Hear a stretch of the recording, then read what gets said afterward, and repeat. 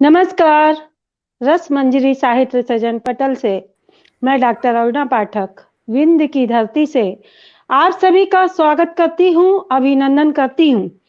और रस मंजरी की अदालत, जैसा कि आप सभी जानते हैं कि इस अदालत में हमारे साहित्यकारों को बुलाया जाता है, लेकिन आज जो हमारी इस अदालत में हाजिर हैं वो हैं पत्रकार, संवाददाता और अच्छे फोटोग्राफर, जिनको हमने आज यहाँ पर बुलाया है। तो अजीज सिद्दीकी जी, जो यहाँ पर लखनऊ की धरती से विराजमान हैं, उनका हार्दिक स्वागत, वंदन और अभिनंदन करती हूँ और कहती हूँ कि टूटे हुए तारों से फूटे बासंती स्वर, पत्थर की छाती पर उगाया नव अंकुर, सरे सब पीले गात, कोयल की कुहुक रात प्राची में अरुणिमा की रेख देख पाता हूँ। मैं गीत नया गाता हूँ, मैं गीत नया गाता हूँ।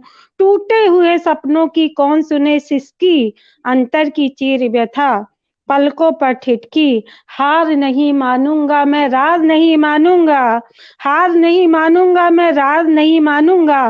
काल के कपाल में लिखता मिटाता हूँ, गीत नया वाह गाता हूँ, मैं गीत वाह नया गाता हूँ।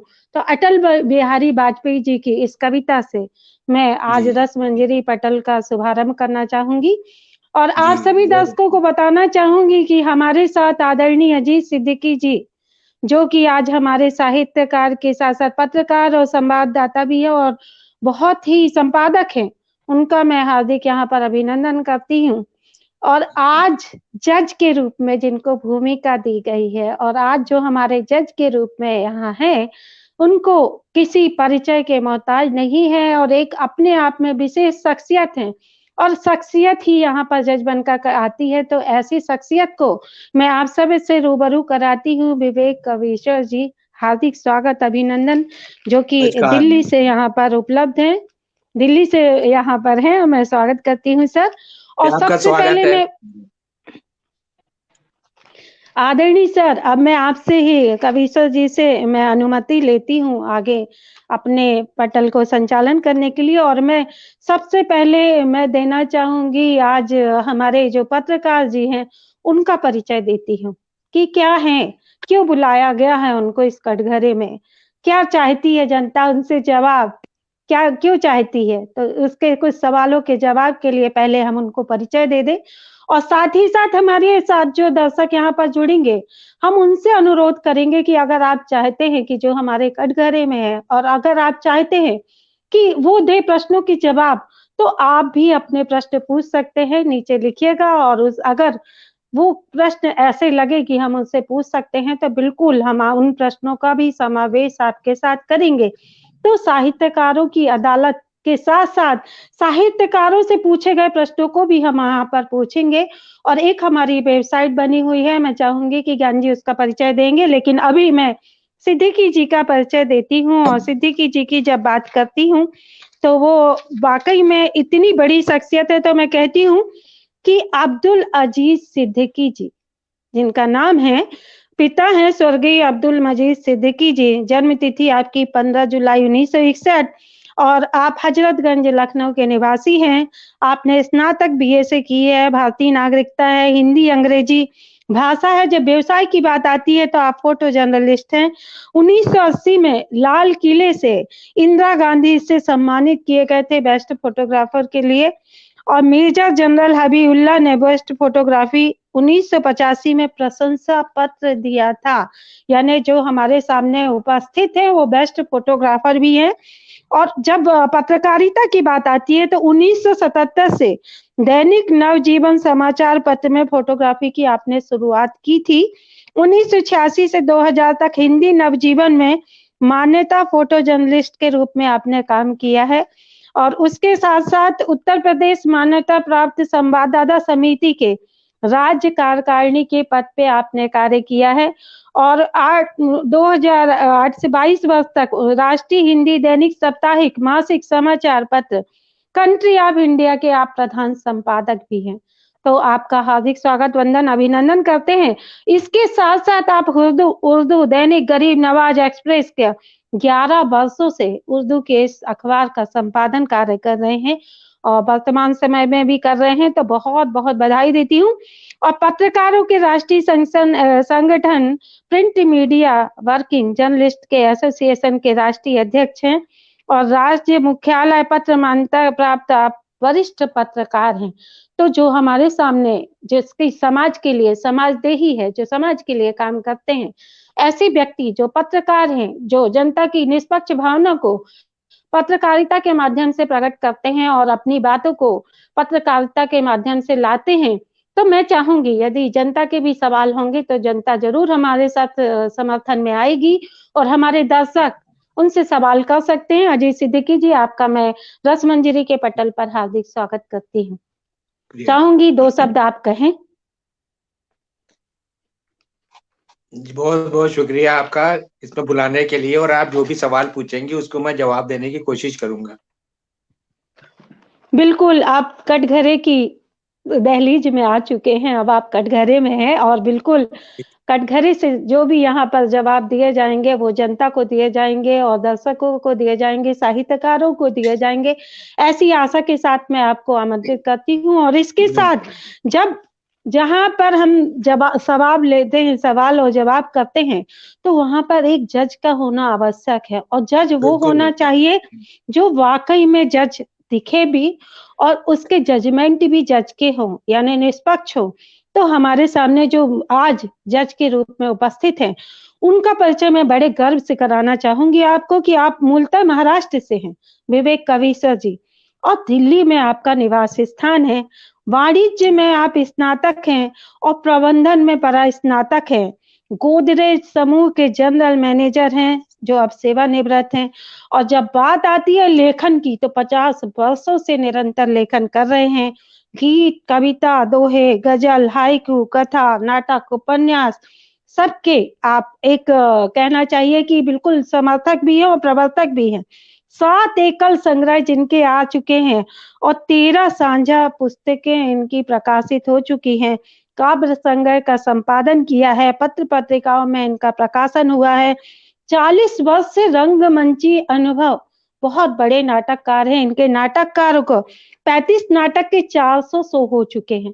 यानी वास्तविकता देखी जाए तो पत्रकार हैं, पत्रकार कह रहे हैं कि आप राइटर हैं और राइटर भी 50 वर्षों से अनुभवी हैं, उसके साथ साथ सर नाटककार भी हैं। ये बहुत बड़ी बात है और बहुत बधाई देना चाहूंगी।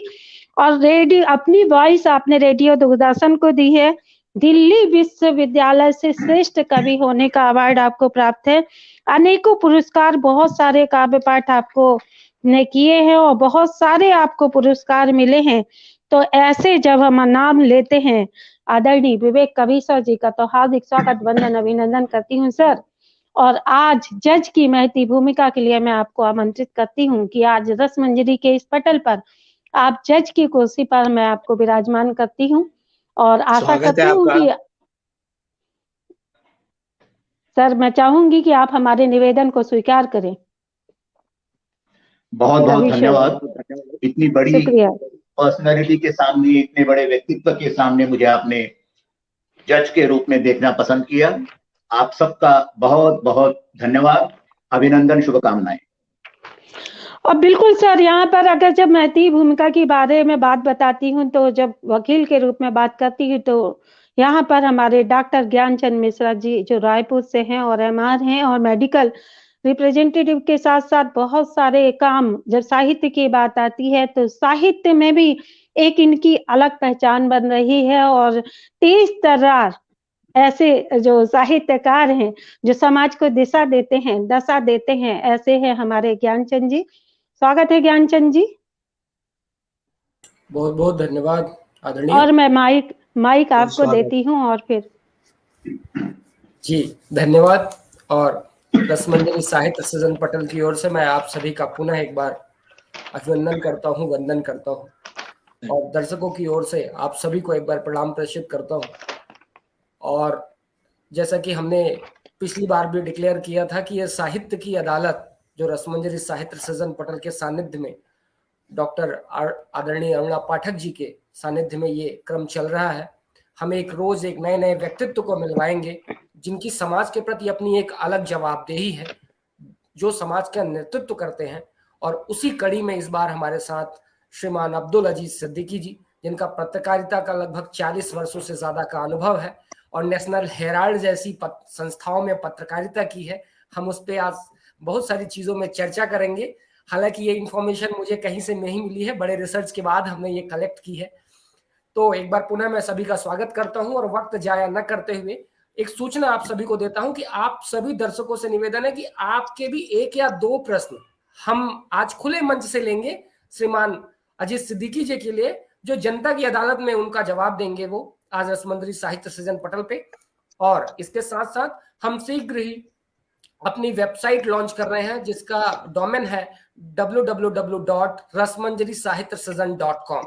वहां पे आप साहित्य की अदालत का अपॉइंटमेंट बुक कर सकते हैं, अपनी रचनाओं के लिए अपॉइंटमेंट बुक कर सकते हैं। ये सारी सुविधाएं वहां उपलब्ध होंगी। Very soon it will be available on that particular website and we will inform to you all.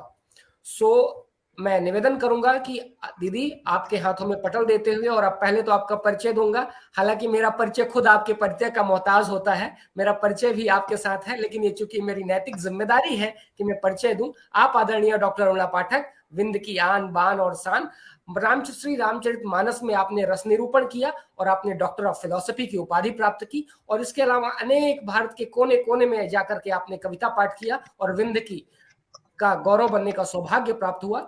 और हम सभी के लिए एक आदर्श के रूप में आप हमारे बीच प्रतिष्ठित हैं। एक बड़ी कवित्री के रूप में आप जानी जाती हैं। अभी अभी कुछ घंटे पहले आपने एक बड़े बॉलीवुड सेलिब्रिटी का एक इंटरव्यू लिया जो सून किसी अभी पोर्टल पे अवेलेबल होगा। तो ऐसी शख्सियत आपको मैं नमन करता हूं, वंदन करता हूं और स्वागत करता हूं और धन्यवाद देता हूं इतने सुंदर आयोजन के लिए और जनता की जवाबदेही किसी के सामने तय करने के लिए। और ये पुनः से ये मंच आपको प्रदान करता हूं कि आज की अदालत की कार्रवाई को शुरू करने के लिए माननीय जज साहब से परमिशन लें और आज की इस कार्रवाई को शुरू करें। वाकई, और हमारे साथ यहाँ पर बहुत सारे लोग यहाँ पर उपस्थित हैं और मुझे लगता है कि जज साहब की फैमिली भी यहाँ उपस्थित है। दीपाली कविश्वर जी, हार्दिक स्वागत अभिनंदन करती हूँ, और साथ ही साथ प्रदीप मिश्र, अजनबी जी और अतुल द्विवेदी, अंजना जी, अनुराधा जी, हरगोविंद ठाकुर जी और बहुत सारी शख्सियत मुझे यहाँ पर दिखाई दे रही है। मैं सभी का हार्दिक स्वागत अभिनंदन करती हूँ। रसमंजरी पटल से आप सभी का अभिवादन भी करती हूँ। रसमंजरी पटल की ओर से अब ये परिचय का क्रम समाप्त होता है और मैं जज साहब से इजाजत चाहूंगी कि अब हम अपनी अदालत की कार्यवाही को शुरू करें। तो इससे पहले मैं उनसे परमिशन लेना चाहूंगी। जज साहब, मैं आपकी परमिशन चाहती हूँ कि अब इस अदालत में कुछ आरोप प्रत्यारोप भी लगाए जाएं। बेशक, सिद्दीकी साहब एक बहुत बड़ी हस्ती हैं और ऐसी हर हस्ती का समाज के प्रति एक बहुत बड़ा उत्तरदायित्व होता है। अब ये उत्तरदायित्व सिद्दीकी साहब ने कितना निभाया, ये जानने के लिए मैं इस अदालत को शुरू करने की इजाजत देता हूँ। बहुत धन्यवाद सर। और अब कार्यवाही शुरू की जाती है। तो कार्यवाही शुरू करने में तो मैं माननीय हमारे जो आज के आरोपी हैं अजीज सिद्दीकी जी, आपके ऊपर आरोप लगाती हूँ कि आप अपने वासनाओं के वशीभूत होकर बिना सोचे समझे कार्य करते हैं, क्योंकि आपके द्वारा संपादित होने वाली पत्रिका का नाम कंट्री ऑफ इंडिया का नाम बिना सोचे समझे जैसे रखा गया हो, क्योंकि कंट्री ऑफ इंडिया का अर्थ है भारत का देश, जो कि सर्वथा गलत है क्योंकि भारत स्वयं एक देश है। क्या कहना चाहेंगे? नहीं, मैं खुद भी यही समझता था कि ये इसका नाम जो मैंने रख दिया है, ये नाम कहते होगा और नाम सही है कि नहीं है, लेकिन हमारे यहाँ उत्तर प्रदेश के राज्यपाल थे, बहुत ही विद्वान आदमी थे, विष्णुकांत शास्त्री जी। उन्होंने इसका जो है तो सही अर्थ बताया। उन्होंने कहा कंट्री ऑफ इंडिया का मतलब है भारत के गांव, और उन्होंने कहा कि ये तो एक ऐसा नाम है कि कोई ला ही नहीं पाएगा और आप ले आए, हम तो अनजाने में ले आए थे, लेकिन इसका अर्थ उन्होंने बताया। विष्णुकांत शास्त्री जी ने, वो बहुत ज्ञानी आदमी थे विष्णुकांत शास्त्री जी, उन्होंने इसका अर्थ बताया कि इसका अर्थ है भारत के गांव, और हमारा भारत जो है वो किसान प्रदेश देश है, तो इसके लिए ये नाम तो बहुत ही अच्छा साबित हुआ है। बहुत धन्यवाद। मैं चाहूंगी कि ज्ञान जी अगले प्रश्न को उठाएंगे और इसी क्रम में बातचीत करेंगे। धन्यवाद दीदी। आदरणीय, पत्रकारिता का आपका एक लंबा अनुभव रहा है और आपके ऊपर ये आरोप है कि पत्रकारिता जगत में खबर छापने से ज्यादा खबर न छापने के पैसे लिए जाते हैं जी। तो कभी आपके जीवन में ऐसा समय आया कि जब ये मौका आपके सामने आया हो और आप को संशय की स्थिति आपके सामने निर्मित हुई हो, क्योंकि आज के दौर में पत्रकारिता एक चौथा स्तंभ कहा जाता है देश का, और देश के प्रति इसकी बहुत बड़ी जवाबदेही है। तो क्या कहना चाहेंगे आप? नहीं, हमने तो हमेशा जो कवरेज हुई उसको ईमानदारी से पूरा किया, किसी का सोर्स और किसी का वो हमने माना नहीं, और हमेशा हमने उसको छापा ही है। उसके लिए मेरे ऊपर FIR भी हुई है, तमाम मुकदमे भी हुए हैं, लेकिन हमने जो सच्चाई थी उससे हमेशा जो है मुंह नहीं मोड़ा, उसे बराबर हमने छापा है। उसको कभी भी खबर को रोका नहीं मैंने, चाहे फोटो हुई, फोटो भी छापी है हमने। ऐसा कुछ भी नहीं किया कि जिससे आदमी को वो लगे कि हमने उसमें कहीं पे समझौता किया। बहुत बढ़िया। मैं आपसे कहना चाहूंगी, और अगले क्रम में जब आपसे बात करती हूँ, प्रश्न की बात करती हूँ, तो आपकी जब मैंने जीवनी पढ़ी, आपको जाना और समझा, तो आपके ऊपर एक प्रश्न था कि आप साइकिल से इंदिरा गांधी की फोटो लेने जाते थे। जी, और जी, जब उनसे मिलने जाते थे, फोटो के लिए जाते थे, तो मैं यहाँ आपसे एक प्रश्न रखती हूँ कि क्या वास्तव में आप फोटो लेने के लिए इतने उत्सुक थे कि आपको 10 रुपए मिलते हैं, या आप इंदिरा गांधी से मिलने के लिए इतने उत्सुक होते थे कि आप साइकिल चला के 3 बार आपकी चैन उतरती थी, फिर आप जाते थे? तो क्या आप इंदिरा गांधी से मिलने के इतने उत्सुक थे, या फिर फोटोग्राफी के इतने शौकीन थे?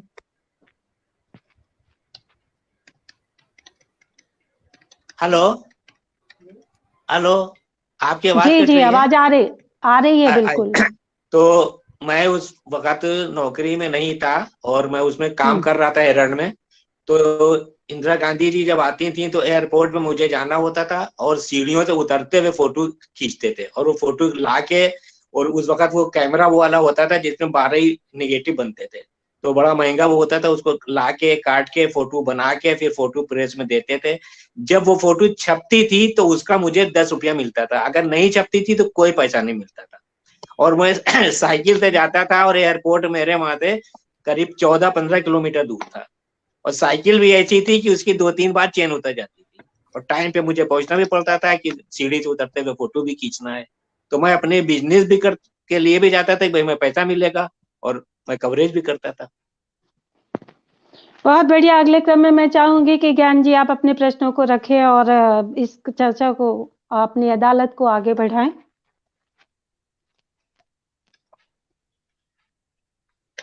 दीदी बहुत बहुत धन्यवाद। सर, अगला आरोप आपके ऊपर यह है कि आप अपनी पत्रकारिता के रसूख को अपने निजी हितों के लिए उपयोग करते हैं, जो कि एक इतने बड़े पत्रकार के तौर पे उचित नहीं है। मैं अपने दर्शकों के सामने उसके कुछ प्रमाण रखता हूं, और उसके बाद उसका जवाब चाहूंगा।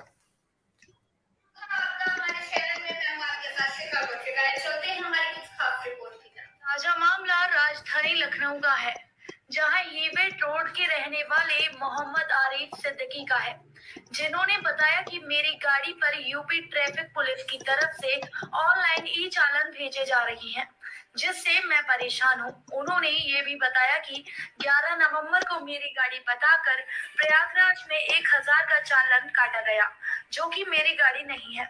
उन्होंने बताया कि मैं कभी भी प्रयागराज नहीं गया हूँ, ना ही मेरी गाड़ी गई है, और फोटो के जरिए इसको स्पष्ट कराया कि वह गाड़ी मोहम्मद आरिफ की नहीं है। उन्होंने ट्रैफिक पुलिस को इस चालान को तत्काल निरस्त करने की मांग के साथ ट्रैफिक ऑनलाइन ई चालान व्यवस्था को सुचारू रूप से चलाने की भी मांग की है। वहीं दूसरी तरफ print media working journalist association के राष्ट्रीय अध्यक्ष अब्दुल अजीज सिद्दीकी ने भी इस मामले को लेकर आला अधिकारियों से बात करने की बात कही है, और ये भी बताया है कि लोग ऐसे ई चालान से परेशान होकर मानसिक रूप से रोगी हो रहे हैं। उन्होंने मुख्यमंत्री योगी आदित्यनाथ तक इस मामले को संज्ञान। क्या नाम है आपका और क्या? सर, मेरा नाम मोहम्मद आरिफ सिद्दीकी है। मैं लखनऊ का निवासी हूँ, हुसैनगंज का। मेरे साथ दिक्कत ये है कि मेरी गाड़ी में आए दिन गलत तरीके से चालान किए जाते हैं। अभी महीना भर पहले मेरे 2 सर क्या कहना चाहेंगे? नहीं, चालान तो देखिए, चालान की बात नहीं, चालान तो होते रहते हैं और कट भी जाते हैं, लेकिन जब आदमी दूसरी नेम प्लेट लगा के चला रहा है, मान लीजिए उससे अगर कोई लूट हो जाती है, तो वो दोषी तो वही पाया जाएगा जिसकी नेम प्लेट लगी हुई है। तो इसलिए हम उसमें ज्यादा चिंतित थे, और इसी मुद्दे को लेके हमने सीएम तक के जो बात करी, और वो कहा है, हमने कहा कि भाई आप इसको ट्रेस करवाइए, क्योंकि अगर नेम प्लेट लगा कोई चला रहा चला रहा है, उससे अगर लूट हो जाती है, कोई मर्डर हो जाता है, तो मेरे गाड़ी तो यही नंबर आएगा ना उसका। तो इसके लिए हमने इस पे काफी सोच लगाया, उसकी FIR भी कराई है, और उस पर अभी भी मैं कर रहा हूँ कि वो पकड़ा जाएगा। बस आपका जो आरोप है उस आरोप के क्रम में मैं आगे बढ़ती हूँ। और जब बात आती है कि आप समाज सेवा करते हैं, तो समाज सेवा करते समय मैं आपसे कहना चाहूंगी कि बलरामपुर में जब आप सेवा कार्य करने जाते हैं, तो वहां पर जब आप सेवा कार्य करते हैं, बलरामपुर में सेवा कार्य करते हैं, तो क्या उसके बदले में आप, ऐसा कहा जाता है कि आप उन लोगों से कुछ लेते देते भी हैं या उनको आगे बढ़ाते हैं? ऐसा कुछ नहीं, तो बिल्कुल ऐसा कुछ आपके नहीं, ऊपर ऐसा यह आरोप लगाया जाता है कि आप अपनी समाज सेवा के बदले कुछ चाहते हैं या कुछ नहीं बताते नहीं हैं। नहीं, ये बिल्कुल बिल्कुल निराधार है, ऐसा कुछ नहीं है। मैं कम से कम नहीं तो 20 साल से मैं बलरामपुर जाता हूँ, रोज जाता हूँ, और वहां पे ये देखते हैं जो गरीब आदमी है, उसका किसी का एक्सरे नहीं हो पा रहा है, किसी का अल्ट्रासाउंड नहीं हो पा रहा है, तो मैं उसको फ्री में करवा देता हूँ। इसलिए कि सारे डॉक्टरों से मेरी जान पहचान है, सब दोस्ती है, सब लोग हमें मानते हैं और ये जानते हैं कि हम निस्वार्थ काम करते हैं, इसीलिए मेरी बात को लोग मान लेते हैं। कोई बुजुर्ग अगर लाइन में खड़ा हुआ है तो उसका पर्चा आगे जाके बनवा देते हैं, किसी को माइनर ऑपरेशन है तो वो मैं करवा देता हूँ। आंखों का ऑपरेशन है जहाँ 2-2 हजार रुपए मांगते हैं लोग, तो मैं फ्री में उसे करवा देता हूँ, वहां से झगड़ा भी कर लेता हूँ मैं। मेरा ये 20 साल से मैं रोज जाता हूँ बलरामपुर अस्पताल, इससे सारा जानते हैं, सारा हमारे यहाँ पूरा शहर जानता है लखनऊ। बहुत बढ़िया, धन्यवाद सर। और मैं चाहूंगी कि ज्ञान जी आप अगले क्रम को बना के रखें। सर, अगला आरोप आपके ऊपर ये है कि आप एक उदारवादी मुस्लिम की व्यक्तित्व की छवि रखते हैं, लेकिन आपकी जो पोस्ट है, आप एक सेकुलर छवि रखते हुए, आप हिंदू कौम की तो आपको बहुत अच्छा सपोर्ट मिलता है, लेकिन आपकी जो ये छवि है उसके चलते आपके अपने लोग ही आपके साथ दूर जाते हैं। जो आपकी पोस्ट होती है, जब आपकी पिक होती है तो 1000, 1500, 2-2 हजार लाइक्स होते हैं, लेकिन जब आप और कोई पोस्ट करते हैं जो सरकार की होती है या विकास की होती है, तो वहां पे 10-15 लोग आके छू के चले जाते हैं। तो सर, ऐसा क्यों होता है? आप अपने आसपास के लोगों को इतना नाराज क्यों रखते हैं? नहीं, कोई नाराज की बात नहीं है। देखिए, ऐसा ना, हमारे साथ जितने अच्छे लोग जुड़े हुए हैं और इस चीज को समझते हैं, और हम जितने भी पर्व हैं, जितने भी कार्य हैं, वो हमारा जो संगठन है पत्रकारों का राष्ट्रीय संगठन, उसी के बैनर तले हम करते हैं।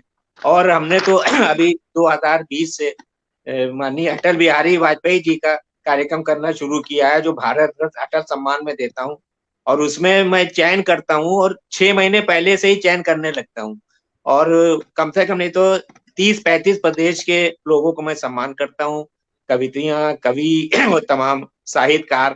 तो ऐसा तो कुछ नहीं, हमारे साथ जो जुड़े हुए हैं वो ब्रॉड माइंडेड लोग जुड़े हुए हैं, वही हमारे साथ तो में सर, उन्हीं को इसी से पसंद मैं करते एक प्रश्न और करती हूँ। जब आप कहते हैं कि आप साहित्यकारों का सम्मान करते हैं, तो हम आपके ऊपर आरोप लगाते हैं और कहते हैं कि जब आप साहित्यकार नहीं हैं, आप साहित्यकार नहीं होते हुए भी आप साहित्यकारों को अटल सम्मान देते हैं, तो नहीं, जो अटल ऐसा ना, मैं साहित्य प्रेमी हूँ, साहित्य को मैं बहुत आगे बढ़ाना चाहता हूँ, और मैं अपने अखबार में, जबकि मेरा अखबार पॉलिटिकल अखबार है, लेकिन मैं साहित्यकारों को उसमें बहुत अच्छी जगह देता हूँ, अच्छी जगह पे छापता हूँ, और उनके मनोबल को मैं बढ़ाता हूँ। कम से कम वो कर तो रहे हैं कि साहित्य का कार्य कर रहे हैं, तो मैं इसलिए साहित्यकारों के प्रति मेरे लिए बहुत, उनके दिल में मेरे लिए बहुत सम्मान है, मान है, और मैं उनको बहुत आगे बढ़ाना चाहता हूँ। मुझे अच्छा भी लगता है, मैं इसीलिए मैं चिन्हित करके लोगों को बुलाता हूँ, जो अच्छे साहित्यकार हैं, मैं उन्हीं का सम्मान भी करता हूँ, उनको बुलाता भी हूँ, और वो आते भी मेरे कहने पे। बहुत धन्यवाद। और जब साहित्यकारों की आपने बात बताई कि आप साहित्यकारों का सम्मान करते हैं, साहित्यकारों को बुलाते हैं, तो यहाँ पर एक आरोप आपके ऊपर और साबित होता है सर, कि अधिकतर आपके पेपर में वही रचनाएं दिखी जाती है जो गिने चुने लोगों की होती है, वही व्यक्ति ज्यादा सम्मिलित होते हैं। तो आपके ऊपर आरोप लगाया जाता है कि आप व्यक्तिगत उसको, परिचय को ज्यादा मानते हैं क्या? ऐसा कुछ नहीं, ऐसा नहीं, हमारे पास तो जो भी भेजता है वो कभी निराश नहीं होता है। हम चाहे कोई भी हो, नया आदमी भी जुड़ता है तो मैं उसकी भी छापता हूँ, ऐसा कुछ नहीं है। अगर आप किसी को भेज दिएगा तो वो भी छाप देंगे, जो भी भेजता है। कभी कोई ये नहीं कह सकता कि मैंने उसका नहीं छापा। हाँ, ये जरूर है कि अगर लगातार लोग भेजेंगे तब तो थोड़ी दिक्कत आ जाती है, भाई 1 दिन छाप दिया, 2 दिन छाप दिया। अब ये एक आदमी चाहे कि मैं लगातार छाप रहा हूँ, तो ये थोड़ा सा दिक्कत आती है, क्योंकि अखबार में जगह देखना पड़ती है, अखबार में तमाम न्यूज भी है। लेकिन ऐसा मैं किसी को निराश नहीं करता हूँ, मैं सबकी छापता हूँ उसमें। ये तो कोई कह नहीं सकता है मैं किसी की नहीं छापता हूँ, सबकी, जो चाहे कोई भी भेजे। और मैं ज्यादातर नए आदमियों को प्रमोट करता हूँ, अच्छी जगह पे छापता हूँ। कभी कभी तो मैं फ्रंट पेज पे लगा देता हूँ जहाँ छापने की योग्य नहीं है, लेकिन फिर भी छाप देते हैं कि उसका मनोबल बढ़े और आगे वो और हमें भेजे। बहुत धन्यवाद सर। और मैं चाहूंगी कि ज्ञान जी अपने ज्ञान के साथ ही अपने प्रश्न भी स्वीकार करें। सर मेरा अगला प्रश्न है, और आपके ऊपर ये आरोप है कि आप बुलडोजर बाबा के डर की वजह से आप समाज के हितों की खबर कम, सत्ता की चाटुकारिता वाले खबरें ज्यादा पसंद करते हैं और समाज के हितों को अनदेखा करते हैं। नहीं, ऐसा नहीं है। मैं तो बराबर समाज की खबर ही छापता हूँ। तमाम जो लोग आर्टिकल भेजते हैं वो तो हमारे अपने नहीं होते, वो तो वही लोग भेजते हैं जो होते हैं। बाकी हमें खबर का कलेक्शन तो करना ही पड़ता है। भाई खबर हम कहाँ से लाएंगे, बहुत ज्यादा तंत्र तो है नहीं। तो जो खबर हमें सरकारी भी मिलती है हम उसको भी लेते हैं, और बाकी जो लोग अपने आर्टिकल भेजते हैं मैं बराबर उनको करता हूँ। हमारी इसमें आपको बता दें कि एक पुणे में हेमा मास्के हैं, वो तो इतने बढ़िया बढ़िया आर्टिकल उनके आते हैं कि आप समझ लीजिए, मतलब वो जो वास्तविकता वो लिख के भेजती हैं और उनको मैं बराबर प्रकाशित करता हूँ। ऐसा नहीं है, ये हो सकता है कि मैं किसी एक पक्ष के लिखूं या सरकार का लिखूं, हम तो सही बात को ही उजागर करते हैं। बहुत धन्यवाद सर। और आप जिस पारदर्शिता से अपने उत्तर को यहाँ पर देते जा रहे हैं, उस पारदर्शिता को और आगे बढ़ाते हुए हम आपके ऊपर आरोप लगाते हैं कि आपका परिचय जिससे हो जाता है वो आपके कहने पर ही चलता है, क्योंकि आप उसके ऊपर इतना प्रभुत्व जमा लेते हैं। तो ये प्रभुत्व जो आता है, तो इसके उदाहरण में हम बताना चाहेंगे कि हमने एडवोकेट इंतखाम आजाद सहारनपुर से बात की थी। तो जब उनसे बात की तो उनने से कहा गया कि आपके कुछ नेगेटिव पक्ष भी बताएं, कुछ ऐसा भी बताएं जो आपके इसमें हो, तो कोई व्यक्ति बोलने को तैयार नहीं। तो आप क्या कहना चाहेंगे कि आप कितना प्रभुत्व कायम कर पाते हैं? ये तो ऊपर वाले की वो है कि, लेकिन हम सबसे अच्छे से ही सलूक करते हैं, अच्छे से मिलते हैं। कभी किसी से कोई हम ये उम्मीद नहीं करते कि अगले आदमी से हमें कोई फायदा उठाना है। हाँ, ये हम किसी के अगर काम आ जाए वो मुझे बहुत अच्छा लगता है कि हमसे किसी का काम निकल जाए। बहुत बढ़िया सर। और जब बात आती है यहाँ से, तो हम एक और आपसे प्रश्न जानना चाहेंगे कि आप अधिकतर लोगों की मदद करते हैं, तो कोई ऐसा वाकया है कि आपके पास कि आप नहीं कर पाए हो तो आपको दुख लगा होगा, या कुछ कारण से आप नहीं कर पाए होंगे, ऐसे कोई आपका वो रहा हो? नहीं, ऐसा है कि हम मदद करते हैं और अपनी पूरी भर कोशिश करते हैं कि उसकी मदद हो जाए। लेकिन जो कोई बहुत बड़ा ऐसा हो जाता है जो मेरे बस की बात नहीं है, तो उसको हम पहले मना कर देते हैं। हम कहते हैं भाई ये हमारे बस के नहीं। हम किसी को उम्मीद में नहीं रखते हैं कि नहीं मैं करा दूंगा। हम जो करा पाते हैं वो करा भी देते हैं, वरना मैं किसी को उम्मीद में नहीं रखता हूँ कि मैं ये करा दूंगा। जो हमसे जितने हम सक्षम हैं और पूरी कोशिश करते हैं, और हमें ये लगता है कि हम कामयाब हो जाते हैं उसमें करने। एक प्रश्न और मैं पहले चाहूंगी कि ज्ञान जी पूछे। ज्ञान जी पूछे। जी, मेरा अगला प्रश्न है, 2 दिसंबर 2022 को नवाब अली शाह प्राणी उद्यान जू में आप जाते हैं, वो शायद आपका जन्मदिवस भी है, और आप पारिजात का वृक्ष आपके प्रिंट PMWA के द्वारा लगवाया जाता है, और आप फोटो खिंचवाने के लिए आप उसको पानी देते हैं। तो ये दिखावा क्यों करते हैं? फोटो खिंचाने के लिए नहीं। अगर मैं वहां पानी दे रहा हूँ तो अब किसी ने उसकी फोटो कर ली। मैं तो, बहुत सारे लोग थे वहां पे, और वो पेड़ भी जो मैंने लगाया था, लोग अपनी बर्थडे पे कहीं जाते हैं, कुछ और करते हैं। हमने तो, हमारी बर्थडे है 15 जुलाई, तो मैंने 15 जुलाई पे को कहीं ना जाकर हमने वो पेड़ लगाया था। और हमने कहा भाई ऐसी जगह पेड़ लगा कि जिसको सब लोग देखेंगे। और होता ही है कि आदमी पेड़ लगाने के बाद फिर भूल जाता है, वो अपनी फोटो करवाई और चला आया। लेकिन मैं बार बार जाता हूँ वहां पे, इसलिए कि वो पेड़ जो हमने लगाया है वो सही है कि नहीं है, इसको मैं देखने फिर जाता हूँ। बार बार मैं कई बार गया, फोटो तो एक ही बार आई होगी, दोबारा पानी देते, लेकिन मैं अक्सर जाता हूँ वहां पे कि वो पेड़ लगा है जो मैंने लगाया है, कोई खराब तो नहीं हो गया कोई, तो मैं जाता रहता हूँ उसको देखने के लिए। फोटो की बात नहीं उसमें। बहुत बढ़िया, धन्यवाद सर। यहाँ से तिवारी जी पूछ रहे हैं कि क्या है ये, इसमें साहित्यकारों का क्या लेना देना? तो मैं चाहूंगी कि इसका जवाब ज्ञान जी आप दें। कि साहित्यकारों को अदालत क्यों बनाई गई, क्यों ऐसे प्रश्न पूछे गए? तिवारी जी, एक तो जनता की जवाबदेही पत्रकारों के बीच बहुत बड़ी होती है और उसी जनता में साहित्यकार भी आता है। और साहित्यकार जब अपनी रचनाओं के सामने एक पत्रकार और एक सोशल मीडिया पे जाता है या प्रिंट मीडिया पे जाता है, तो कहीं ना कहीं आज के जो परिवेश है उसमें उसके अधिकारों का हनन होता है और जो उसकी जवाब जो वह डिजर्व करता है, जो उसको मिलना चाहिए, कहीं ना कहीं आज के इस पक्ष और पक्ष के रूप में, पक्षपात के रूप में जो पार्शियस बिहेवियर होता है, उसके चक्कर में एक साहित्यकार एक बड़ा खामियाजा भुगतता है। तो इसलिए साहित्य के रूप में ये एक चौथा स्तंभ है। इसलिए हमने इस साहित्य की अदालत में इस स्तंभ को साथ में लेके चलने की कोशिश की और यही एक रीजन है कि साहित्य की अदालत में साहित्य के साथ साथ हमने सोशल मीडिया को भी साथ में रखा है और दूसरा कोई कारण नहीं है, क्योंकि सबकी अपनी अपनी जवाबदेही है समाज के प्रति। उम्मीद है कि मेरे द्वारा आपके इस प्रश्न का जवाब दे दिया गया होगा और हम अगले प्रश्न की ओर बढ़ते हैं।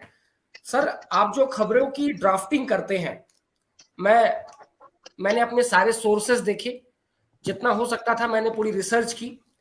आप 80 के दशक में नेशनल हेराल्ड जैसी संस्थाओं के साथ आप जुड़े रहे, इंदिरा गांधी के शासनकाल में आप जुड़े रहे, उसके बाद उत्तर प्रदेश की राजनीति में मुझे लगता है कि उत्तर प्रदेश में सबसे वरिष्ठ पत्रकारों की श्रेणी अगर ली जाएगी तो आप सबसे वरिष्ठतम पत्रकार हैं और वहां के सबसे जाने माने और सीनियर पत्रकार हैं। वहां आपसे जो भी है सभी कनिष्ठ हैं, लेकिन जब सत्ता का दौर था तो नेताजी के साथ आपके भी बड़े अच्छे संबंध रहे, नेताजी के परिवार का घर आना जाना रहा। और अब जो अभी वर्तमान की जो स्थिति है, आप वर्तमान में सत्ता के साथ साथ है, तो ऐसा नहीं, मुझे ऐसा लगता है कि एक अगर मैं वकील के तौर पे देखूं, जनता की अदालत के तौर पे देखूं, तो आप जब जैसी हवा बहे वैसी पीठ दिखा देते हैं। आप ऐसा नहीं है, अच्छे काम करने वालों के मैं साथ में रहता हूँ। अब ये यहाँ पे एक अच्छा काम हो रहा है, योगी जी एक अच्छा काम कर रहे हैं, सशक्त मुख्यमंत्री हैं और उनका इतना रौब है कि लोग उनके उससे डर भी रहे हैं और काम हो रहे हैं और वो काफी विकास का काम कर रहे हैं। इसलिए मैं उनके फॉलोवर हूँ और मैं कर रहा हूँ। ऐसा कुछ नहीं, मैं किसी भी पार्टी से नहीं बन के काम करता हूँ, क्योंकि वो एक अच्छा काम कर रहे हैं, अच्छे शासक हैं, इसलिए मैं उनकी प्रशंसा करता हूँ और उनकी खबरों को और सबको मैं प्राथमिकता देता हूँ। बहुत बढ़िया बात और बहुत सही बात आपने कही है। और इसी क्रम को मैं जब आगे बढ़ाते हुए मैं कहती हूँ, तो जब मैं आरोप लगाती हूँ तो कहती हूँ कि आपके ऊपर आरोप लगाया जाता है कि आप दोयम दर्जे का व्यक्तित्व कैसे रख सकते हैं, क्योंकि जब आप अपने आप को अच्छा पत्रकार कहते हैं या अच्छा फोटोग्राफर, तो जब आप फोटोग्राफर थे तो आप फिर पत्रकार कैसे बने, और पत्रकार थे तो फोटोग्राफी से शुरुआत कैसे हुई, इसको आप ही जवाब दे सकते हैं। नहीं, जवाब ये दे सकता हूँ कि मुझे फोटोग्राफरी का शौक था और इसीलिए मैं फोटोग्राफरी करता था। पहले फोटो खींचता रहता था, इधर उधर भी खींचता रहता था, लेकिन शुरू से हुआ ये कि मैंने सीधे पॉलिटिकल फोटो ही खींचना शुरू कर दी और वो मेरी फोटो जो थी तो वो छपने लगी अखबार में, तो हमें उससे अच्छा लगने लगा कि भाई जो हमारी फोटो में एक ऐसी ठीक थी। पहले तो एक ऐसा कैमरा था कि जिससे बहुत देख के फोटो खींचना पड़ती थी, उसमें 8 ही फोटो आ पाते थे और रील बहुत महंगी मिलती थी। और फिर 12 वाला आया कैमरा, फिर 36 वाला आया। तो मैं फोटोग्राफरी से मुझे ये था कि जैसे मैंने फोटो खींची और दे दी किसी को बना के, तो वो हमें बड़ा अप्रिशिएट करता था, तो मुझे ये बात बहुत अच्छी लगती थी। और मैं आज भी वरिष्ठ फोटो जर्नलिस्ट हूँ। भाई पत्रकार तो सभी होते हैं, मैं पत्रकार भी हूँ, लेकिन वरिष्ठ फोटो जर्नलिस्ट हूँ।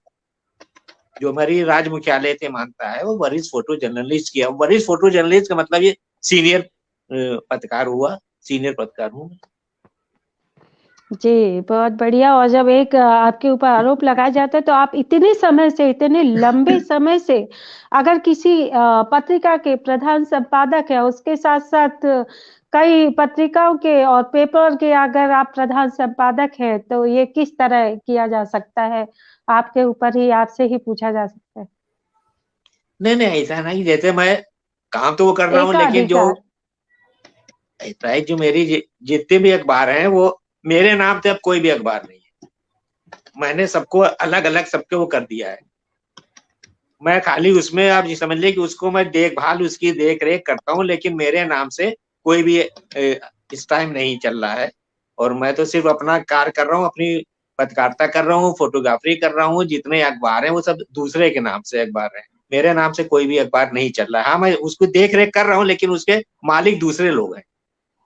जब आप 22 वर्षों से किसी पत्रिका के संपादक है और किसी अखबार के संपादक है, तो आपका एकाधिकार कहीं तो सिद्ध होता है।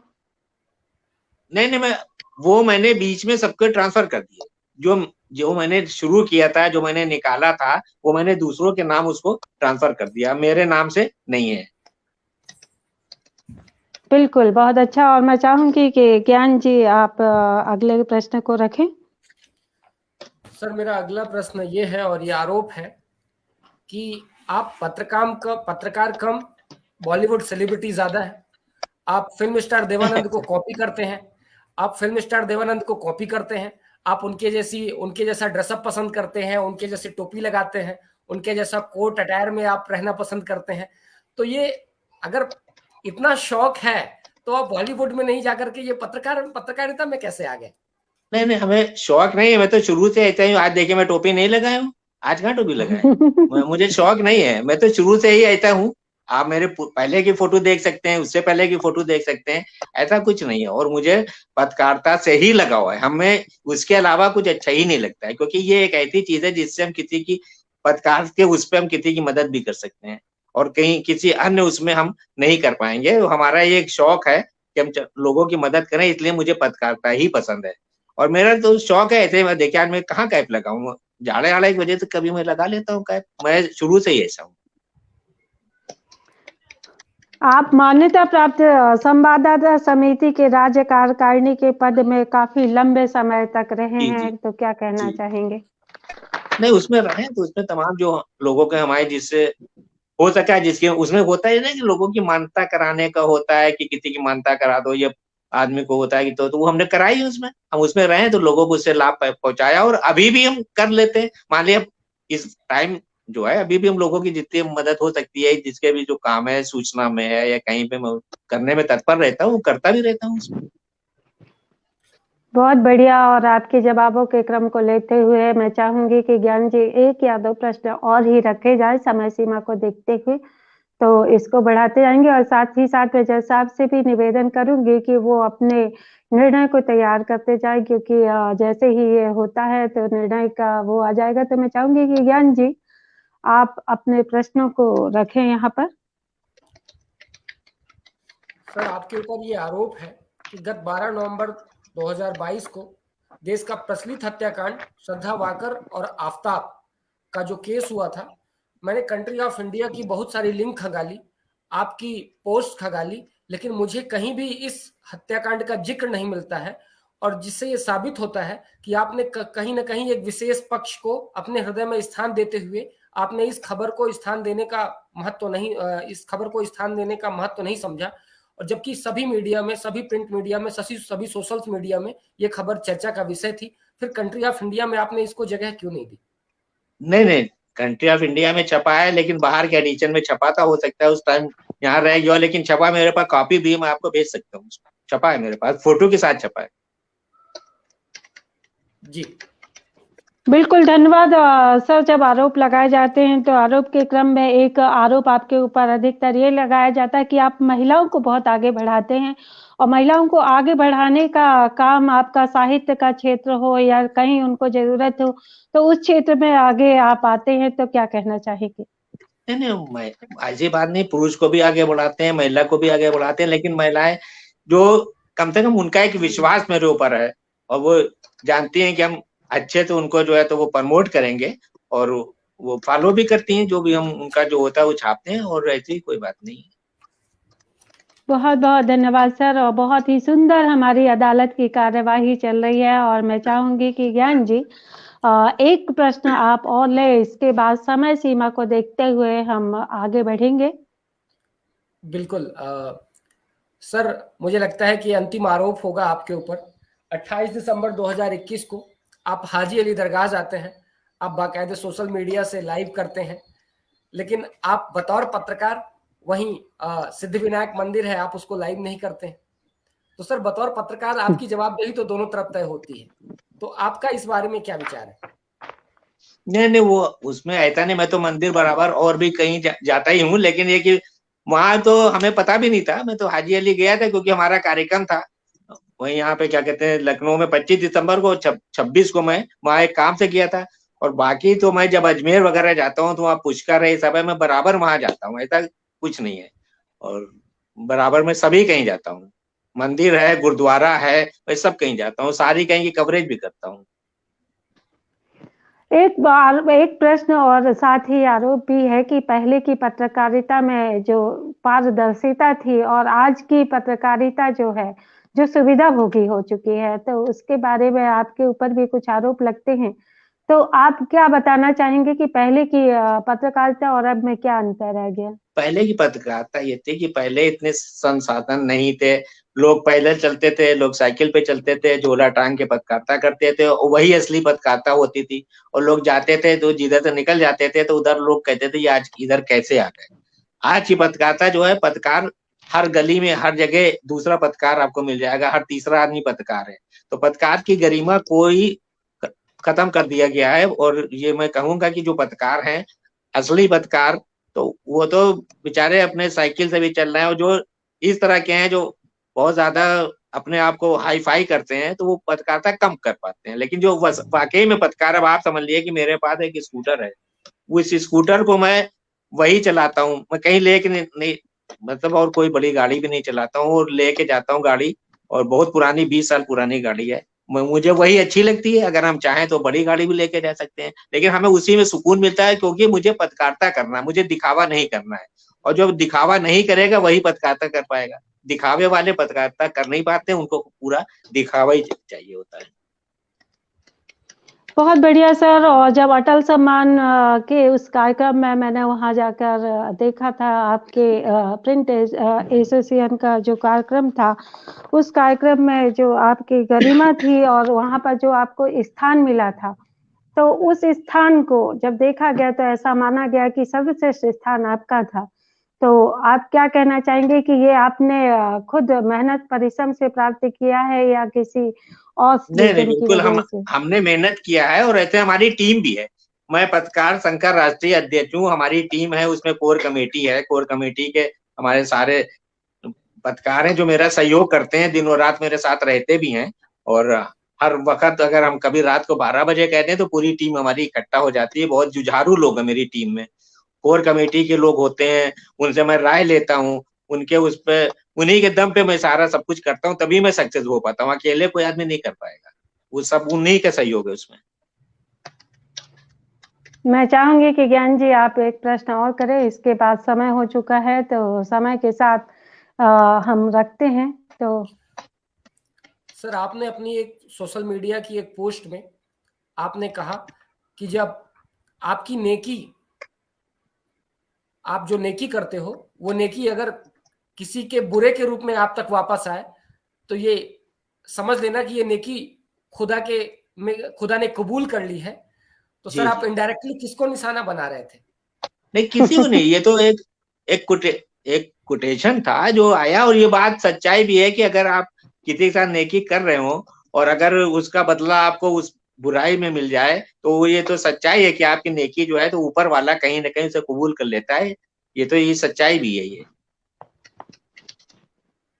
बहुत बढ़िया जो हमारी कार्यशाला चल रही थी और यहाँ पे जो एक सुंदर सी कार्यवाही हो रही थी, उस कार्यवाही से जो पत्रकारिता के जो दर्जे हैं, मैं एक प्रश्न और यहाँ आपसे करना चाहूंगी कि आप पत्रकारिता के लिए आज समाज को क्या संदेश देना चाहते हैं कि पत्रकारिता किस तरह की होना चाहिए? ये आरोपों से छोड़कर ये एक सवाल आपके लिए कि आप समाज को क्या संदेश देना चाहते हैं अपने पत्रकारिता के माध्यम से कि क्या करना चाहिए? चलो, आवाज कट रही है आपकी? जी आ रही है सर। नहीं, अभी बीच में आपने क्या कहा? ज्ञान जी आप स्पष्ट करें, आपकी आवाज आए। सर, अभी वकील साहिबा ये कह रही थी कि पत्रकारिता के क्षेत्र में आप समाज को क्या संदेश देना चाहते हैं, और ये एक निजी तौर पे सवाल है आपसे, समाज को क्या संदेश देना चाहते हैं, और जो पत्रकारिता जगत से जुड़े हुए लोग हैं उनको क्या संदेश देना चाहते हैं कि पत्रकारिता कैसी करनी चाहिए, किस हिसाब से पत्रकारिता होनी चाहिए? पत्रकारिता से जो जुड़े हुए लोग हैं उनको निष्पक्ष पत्रकारिता करना चाहिए और निडर होकर करना चाहिए, और लेकिन सच्चाई लिखना चाहिए। ऐसा ना हो कि तमाम लोग बिक जाते हैं, तमाम गलत करने लगते हैं। तो मैं यही चाहता हूँ कि जो पत्रकारिता कर रहे हैं वो निष्पक्ष पत्रकारिता करें और निडर होके करें और सच्चाई लिखें, सच्चाई करें और सच्चा लिखने वाला कभी जो है तो वो उसको धोखा नहीं हो सकता है। हमेशा जो है तो मेहनत करके और सच्चाई खुद आगे जाके मेहनत करके कवरेज करके तब उसे करना चाहिए। किसी की कही हुई बात को नहीं लिखना चाहिए। कोई अगर खबर आई भी है तो उसका पहले जो है तो आप पूरा संज्ञान लीजिए, उसके बारे में जानकारी करिए, तब उसको प्रिंट करिए। बहुत बढ़िया सर। और जब फोटो जर्नलिज्म की बात आती है तो क्या आप बता सकते हैं कि जो आज पत्रकारों के ऊपर आरोप लगाया जाता है कि वो अपने ही विषय संबंधित फोटो को लगाते हैं और जो वास्तविकता होती है उसको छुपाते हैं, कि ये पत्रकारों के ऊपर आरोप लगता है, तो यह आरोप आपके ऊपर भी है कि घटनाओं को परिवर्तित करने की क्षमता पत्रकारों में होती है? नहीं होती है, लेकिन पत्रकार को भी ये सोचना चाहिए कि ऐसा ना छाप दे कि जिससे कुछ गलत हो जाए। मान लीजिए कि कभी कभी ऐसा भी होना चाहिए, पत्रकार को सोचना चाहिए कि उसके छापने से अगर बहुत ज्यादा बिल्कुल अगर आपने सच्चाई छाप दी तो उससे नुकसान हो सकता है, जनता का नुकसान हो सकता है। तो उसको बैलेंस करके छापना चाहिए कि किसी को आहत ना हो और आप उसको बहुत बैलेंस करके छाप दें। मान लीजिए अगर कहीं ये बिल्कुल साफ करें, कहीं कोई ऐसी घटना है कि जिसको छापने से दूसरे दिन बिल्कुल हंगामा हो जाएगा, तो पत्रकार का ये दायित्व बनता है कि उसको बिल्कुल बैलेंस कर दे और उसको ऐसा करे कि कम से कम जो है तो लोग उससे भड़काऊ बातें ना उसमें। सर एक आखिरी सवाल, सर एक आखिरी सवाल। मैं अभी 2-4 दिन पहले एक बड़ा अखबार देख रहा था, एक बड़ा ब्रांड है अपने आप में। उसके पूरे प्रथम पेज में गुटखे का विज्ञापन था। तो क्या आपको पैसे की जरूरत नहीं महसूस होती क्या कि आप कंट्री ऑफ इंडिया में ऐसी चीजों को नहीं छापते? आपको भी तो पैसे की जरूरत है, आपको छापना चाहिए। आप क्यों नहीं छापते? पैसे की जरूरत तो हर एक को होती है, लेकिन कुछ ऐसी खबरें ऐसी वो होता है जिसको मैं हटा नहीं सकता हूँ, उसे मुझे देना ही देना है। और विज्ञापन रही विज्ञापन की बात, तो विज्ञापन के लिए जब कभी मिलता है तो हम विज्ञापन भी छापते हैं उसमें।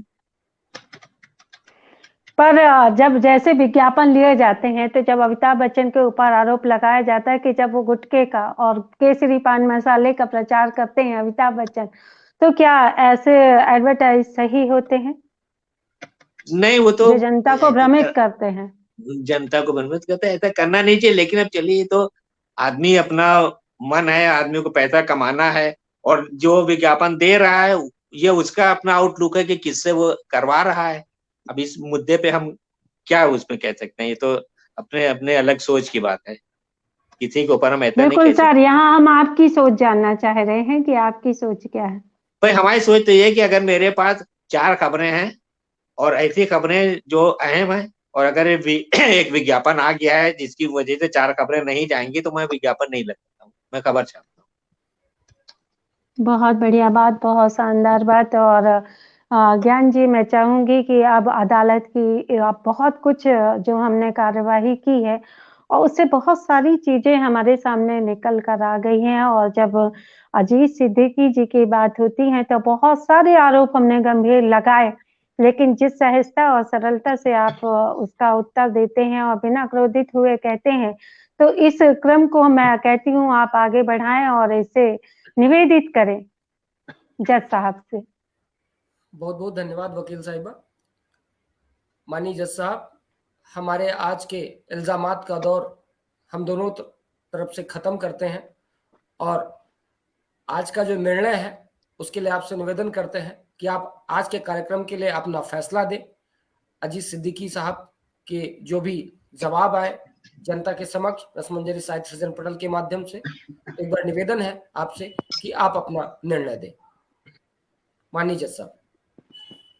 अब्दुल अजीज सिद्दीकी साहब एक बहुत ही मशहूर, अनेकों सम्मानों से सम्मानित, उच्च मान्यता प्राप्त, एक अत्यंत प्रतिष्ठित फोटो जर्नलिस्ट और पत्रिका से संबंधित कई महत्वपूर्ण समितियों के कार्यकारिणी सदस्य और राष्ट्रीय अध्यक्ष भी हैं। उन्हें कई गणमान्य व्यक्ति, मंत्री, मुख्यमंत्री, यहां तक कि प्रधानमंत्री लाल किले पर सम्मानित कर चुके हैं, जो कि एक बहुत बड़ी उपलब्धि माना जाता है।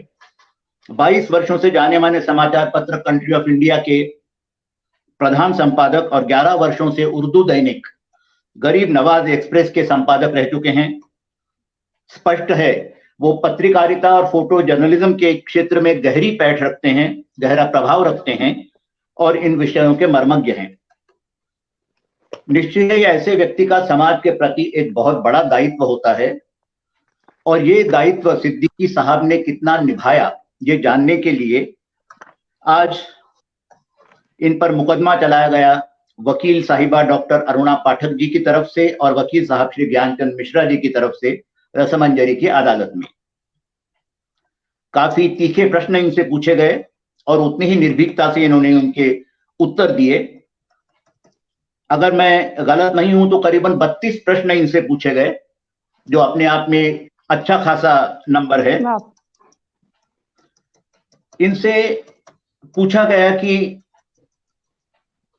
क्या आप खबर ना छापने के पैसे लेते हैं?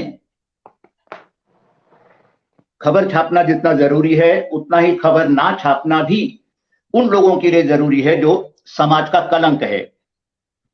इस बात को उन्होंने पूरी तरह से नकार दिया, हमेशा सच्चाई छापी। इसके लिए उन पर मुकदमा भी हुआ, लेकिन वो अपने रास्ते से नहीं डिगे। एक मनोरंजक प्रश्न, कंट्री ऑफ इंडिया नाम ही गलत है, ऐसा हमारे वकील साहिबा ने आरोप लगाया और उसका खरा खरा उत्तर सिद्दीकी साहब के पास था।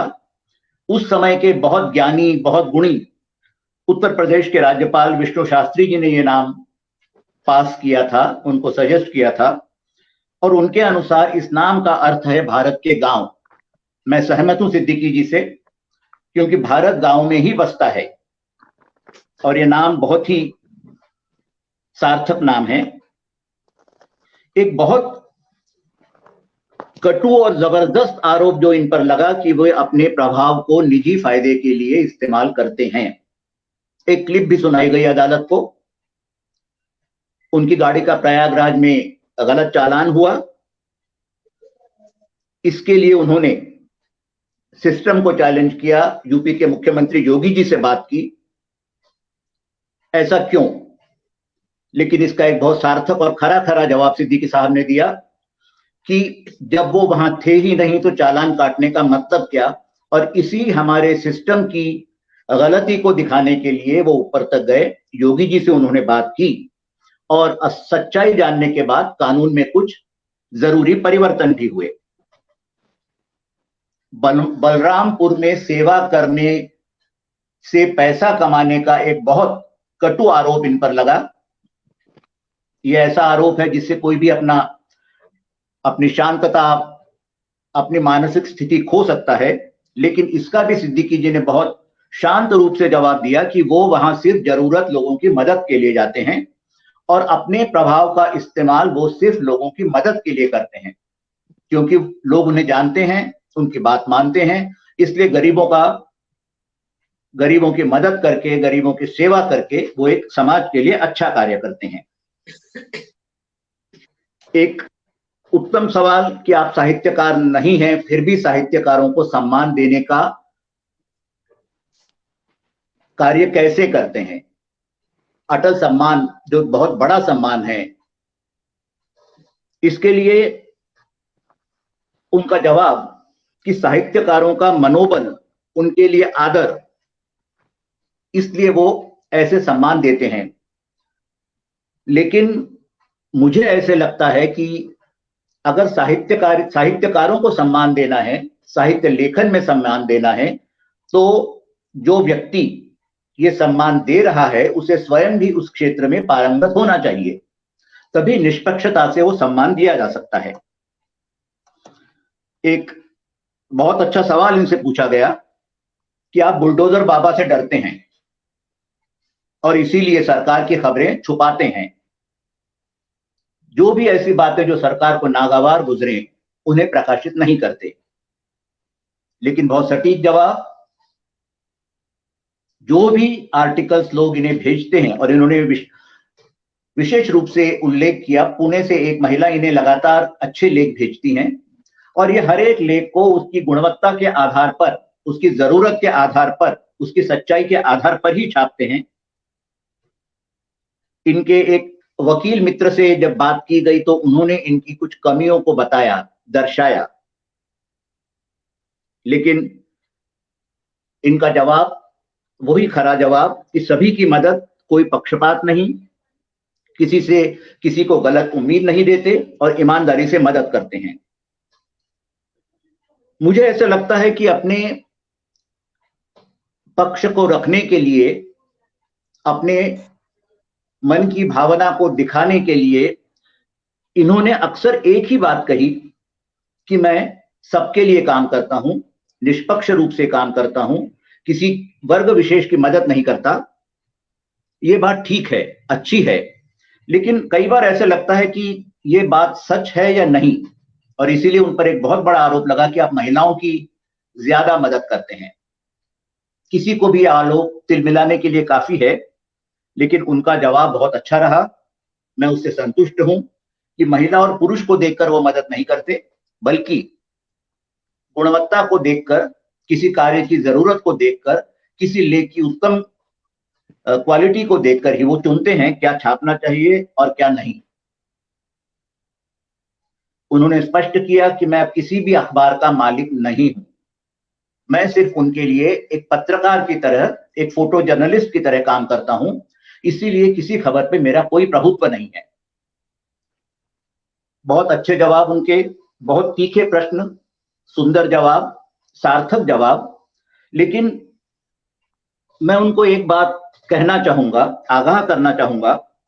जब उन्होंने ये कहा एक विज्ञापन के बारे में, जिन्हें हमारे वकील ज्ञान साहब ने कहा, एक बहुत बड़ी पत्रिका में उन्होंने एक विज्ञापन देखा, क्या ऐसे विज्ञापन जो पान मसाले के हो सकते हैं या किसी सिगरेट के हो सकते हैं, सिगरेट के तो आजकल आना बंद हो गया, पान मसाला, खुशबू, कोल्ड ड्रिंक्स, क्या ये विज्ञापन उचित हैं?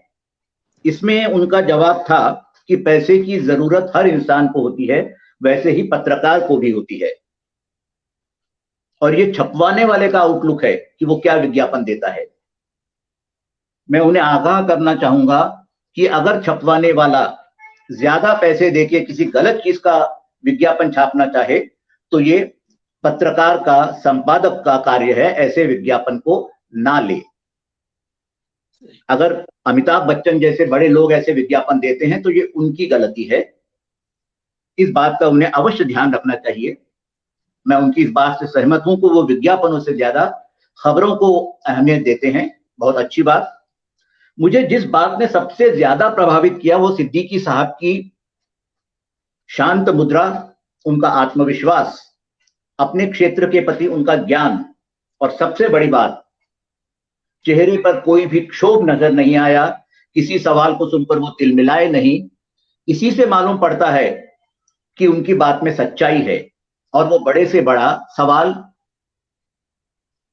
झेल सकते हैं, उसका जवाब दे सकते हैं, और इतना शांत व्यक्ति वही हो सकता है जो मन में सच्चा है।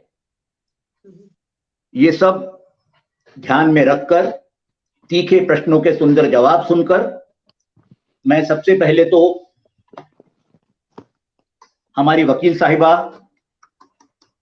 अरुणा पाठक जी को और वकील साहब ज्ञानचंद मिश्रा जी को बधाई देता हूं इतने सुंदर कार्य को शुरू करने के लिए, इतने तीखे सवाल ढूंढ कर लाने के लिए, और सिद्दीकी साहब पर पूरी रिसर्च करके उनके व्यक्तित्व को दर्शकों के सामने खोल कर रखने के लिए। और उतनी ही बधाई मैं देता हूं सिद्दीकी साहब को, उन्होंने अपने पर लगाए हुए सारे आरोप बहुत ही सफलता से खारिज कर दिए। अपने व्यक्तित्व से उन्होंने इस मुकदमे को बहुत ही सार्थक बना दिया, और मैं पूरे विश्वास के साथ उनको बाइज्जत बरी करता हूं। थैंक यू, बहुत बहुत शुक्रिया। ज्ञान, मैं चाहूंगी 2 शब्द कहें, फिर मैं आभार प्रदर्शन करूं। पहली बात तो यहाँ पर अजीत सिद्दीकी जी हैं, मैं उनसे अनुरोध करूंगी कि उनको आज का निर्णय स्वीकार है और क्या कहते हैं वो जजमेंट। बहुत अच्छा निर्णय किया है उन्होंने, और कुछ जो कमियां थी वो भी उन्होंने बताई हैं। जज साहब ने वाकई बहुत ही सूझबूझ से जो है तो ये निर्णय किया है। उनके जजमेंट से मैं बहुत खुश हूँ, बहुत अच्छा जजमेंट किया उन्होंने। धन्यवाद अजीत जी। और वाकई में हमारा जो कार्यक्रम है यहाँ पर, उस कार्यक्रम का उद्देश्य ये है कि नेगेटिव प्रश्न करके पॉजिटिव आपके व्यक्तित्व को निखारा जाए।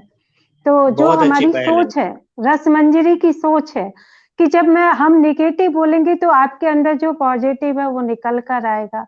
ऐसी ही सोच को लेकर यह कार्यक्रम बनाया गया है और इस कार्यक्रम की भूमिका भी इसी पर आधारित है कि जब हम आपकी चाटुकारिता करते हैं या जिसको बुलाते हैं उसकी चाटुकारिता करते हैं तो वो कार्यक्रम अलग प्रकार का हो जाता है। और लेकिन जब हम आपका नेगेटिव बोलते हैं तो आपका पॉजिटिव पक्ष वहां पर निकल कर आता है।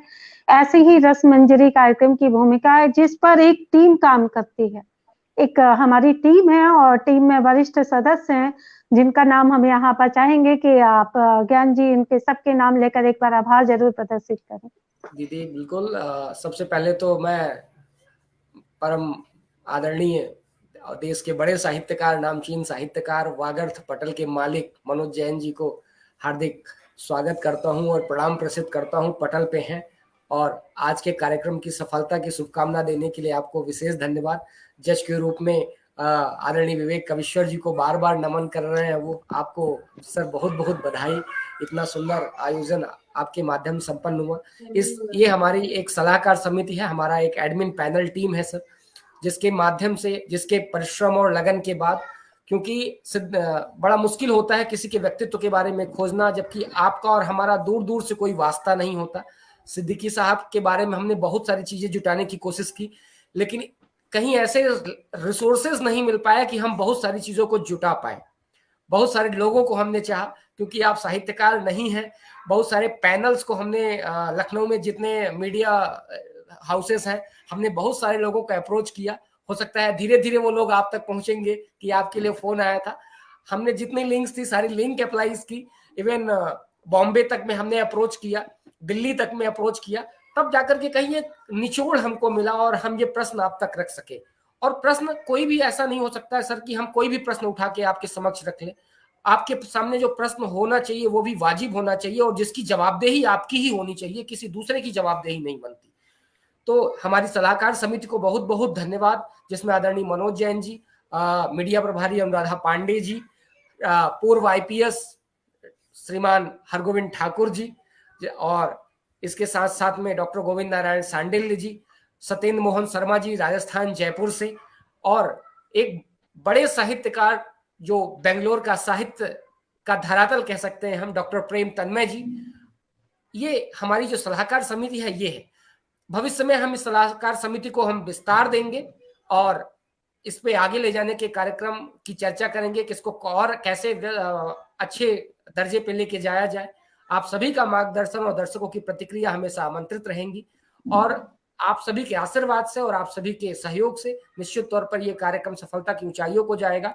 और एक बार पुनः मैं आप सभी साहित्यकार समिति को मैं बधाई देता हूं, एडमिन पैनल को बधाई देता हूं, टीम एडमिन को बधाई देता हूं, विशेषकर अरुणा दीदी को आपको बधाई देता हूं इतने सुंदर आयोजन के लिए। और डॉक्टर श्रीमान अजीत सिद्दीकी जी को बहुत बहुत बधाई कि आपका व्यस्ततम समय इतना ज्यादा होता है कि योगी जी के आसपास आगे पीछे आपका वक्त गुजरता है। हम जब कॉल करते थे कि हम सब आपका टाइम ले सके तो हम हमको जवाब आता था, ज्ञान जी मैं अभी विधान भवन में हूँ, ज्ञान जी मैं अभी सचिवालय में हूँ, और हम मजबूरी में वो आपको फोन नहीं कर पाते थे कि सर से बात कैसे करें। और हमारे सामने जैसे ही सर का जवाब होता था हमारे सामने विडंबना उतनी बढ़ती जाती थी, हमारा कार्यक्रम अपने नजदीक आता जा रहा था और हमारी समस्याएं उतनी बढ़ती जा रही थी। तो सर बहुत बहुत धन्यवाद आपको भी कि आपने व्यस्ततम समय को निकाल करके इस पटल को अपना टाइम दिया। रसमंजरी साहित्य सृजन पटल के माध्यम से आपने जनता को अपनी जवाबदेही का जवाब दिया। तो बहुत बहुत धन्यवाद सर आपके इस अनुपम भेंट के लिए, दर्शकों के लिए और इस रसमंजरी पटल के लिए। बहुत अच्छा किया आपने और अच्छी पहल है, बहुत अच्छा है, आगे चल के बहुत अच्छा बनेगा। मेरा यही मानना है कि अगर आप लोग ऐसे मेहनत से करेंगे तो एक दिन ये बहुत बड़ा चैनल बनेगा आपका। बहुत अच्छा, आपको बहुत बधाई। बहुत बहुत धन्यवाद के क्रम पे मैं यहाँ पर आदरणीय विवेक कविश्वर जी जो आज जिनका जजमेंट हमने सुना, और जजमेंट को गर्व के साथ हम कह सकते हैं कि ऐसा ही जजमेंट होना चाहिए, जैसा जजमेंट होना चाहिए वैसा उन्होंने निष्पक्ष यहाँ पर निर्णय दिया है, कुछ सुझाव भी दिए हैं। तो उनकी इस पारदर्शिता को नमन करते हैं रसमंजरी पटेल के माध्यम से, और यहाँ पर आने के लिए बहुत बहुत आभार करती हूँ सर। और आप सबके आने से हमारा रसमंजरी पटेल वास्तव में सार्थक हो जाता है, और जो हमारा उद्देश्य है वह भी यहाँ पर बिल्कुल सार्थक हो गया है। और अजीज सिद्दीकी जी जिनको आज यहाँ बुलाया गया, मुझे तो कभी उम्मीद ही नहीं थी कि सर को इतना टाइम मिल पाएगा कि वो हमारे पटल पर आ पाएंगे, क्योंकि उनकी व्यस्तता वाकई में बहुत ज्यादा थी। और उनकी यहाँ पर उपस्थिति को नमन करते हुए और आपको बहुत धन्यवाद देते हुए कि आपने अपने व्यस्ततम समय से जो हमको समय दिया है, तो समय ही देना जीवन में सबसे बड़ा है। उसके बाद आपको पता था कि हम सिर्फ आपके ऊपर आरोप लगाएंगे, उस आरोपों को सहन करने की शक्ति भी होनी चाहिए, उसको आपने खुले दिल से चैलेंज को स्वीकार किया और आप हमारे पटल पर आए और निर्दोष साबित हुए, क्योंकि आप में वो सच्चाई है, मैंने खुद देखी है। हम तो आरोप लगाते हैं क्योंकि हमको आरोप लगाना है, लेकिन हमने बहुत सी सच्चाइयों से हम वाकिफ हैं कि आप ऐसे व्यक्तित्व हैं जो वाकई में मदद करते हैं। जहां सहारनपुर की बात आती है तो सर रोज सुबह उठ के 2-3 घंटे वहां जाके लगातार काम करते हैं, आज भी स्कूटर से चलते हैं। जितने लोगों से हमने बात की, कोई नेगेटिव बोलने के लिए तैयार ही नहीं था, सब उनके पक्ष ही बता रहे थे। तो हमें बड़ी दिक्कत हुई कि हम कैसे प्रश्न बनाएं और कैसे आरोप और प्रत्यारोप करें, लेकिन आप इस अदालत पे आए तो मैं आपका हार्दिक धन्यवाद आभार करती हूँ। और साथ ही साथ मैं अपने सहयोगी टीम को धन्यवाद देती हूँ, क्योंकि हमारी सहयोगी टीम हमें बताती है कि हमें करना क्या है। तो उस सभी टीम के मेंबरों को मैं बहुत बहुत धन्यवाद देती हूँ। और उसके साथ ज्ञान जी जो कि रिसर्च करते हैं, इस कार्यक्रम की जो रिसर्च की थीम लेते हैं वो आदरणीय ज्ञान जी हैं। तो जब दो पक्ष हमारे सबल हो जाते हैं और हमारी टीम सशक्त हो जाती है तो एक उत्कृष्ट कार्य निखर के आता है, एक उत्कृष्ट यहाँ पर समायोजन दिखाई देता है। उसके लिए सभी लोगों का हार्दिक धन्यवाद, बधाई करती हूँ। और इस सुंदर शानदार कार्यक्रम को जो आज इतने सफल रूप में यहाँ पर हुआ कि जो बड़े बड़े साहित्यकार यहाँ पर उपस्थित हुए हैं, तो उन सभी को मैं बहुत बहुत बधाई देती हूँ कि आपकी उपस्थिति हम लोगों के लिए प्रेरणामयी है, क्योंकि कार्यक्रम तभी सफल होता है जब उसमें दर्शक होते हैं। और दर्शक ऐसे जो खुद ही इतने विशिष्ट साहित्यकार हैं, खुद इतने विशिष्ट व्यक्तित्व हैं। तो रसमंजरी पटेल की ओर से मैं आप सभी का हार्दिक आभार करती हूँ, अभिनंदन करती हूँ और आप सभी को प्रणाम करती हूँ। इस कार्यक्रम की गरिमामय सफलता के लिए मैं आप सभी को देती हूँ कि आप सभी का सहयोग ही अपेक्षणीय है। इसी के साथ मैं धन्यवाद करती हूँ, आभार। और सुंदर इस कार्य जी अरुणा जी, इस कार्यक्रम अब समाप्त हो गया है। मैं अपना जज का चोगा उतार कर रखता हूँ और अपनी व्यक्तिगत कैपेसिटी में आपको और